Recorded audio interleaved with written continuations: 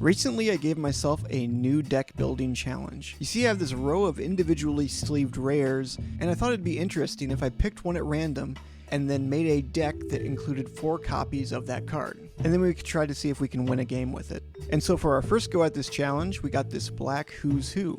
So I don't claim to be an expert of deck building or anything like that, but I thought it'd be fun to explain my thought process here as I constructed this deck. So right away, my first thought for picking a leader was Keen. Not only do they share a type, in this case the Animal Kingdom Pirates, but Keen's ability to reduce cost on opponent characters synergizes with Who's Who's ability to KO characters with 3 cost or less on play. I also like Keen because I have much more experience building purple than I do black, and so I can lean heavily on that as we go forward. Starting with purple then and working up by cost, I have Black Maria, just a simple blocker character, pretty cheap. This is the only character that we could potentially get out on our first turn. Next up we have Jack, and this is the first time I really noticed this character, but I really like the ability that forces your opponent to trash a card from their hand. And while it does cost 1 Don to do this, I've loaded up a lot of cards in this deck that allow us to gain extra Don, such as Zorojuro, who has an ability that when he attacks, you can add a Don from your Don deck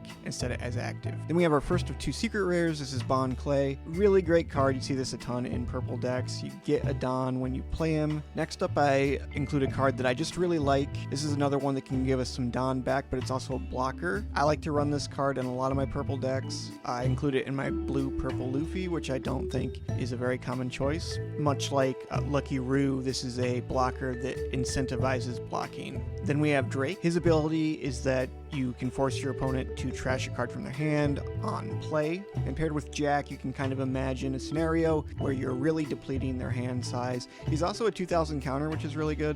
Then at the high end of purple here, we've got this purple Kaido. This is included not just because it is fairly powerful, but also its end of turn ability is going to give us an extra Don card that we can possibly use for countering purposes. Then we have this Luffy, which is really there for the rush ability, and he also gives us a little draw power, which isn't the biggest problem for us because one of Keen's abilities does allow us to draw pretty much whenever we want. Moving over to black, of course, we have our Who's Who, and then we have Kaido rounding out our characters here. Decently strong at 9,000 power, but really it's his ability, which allows us to get potentially a turn 1 KO on a strong opponent character and depletes more of their hand. For our events and stages then, Thunder Bagua.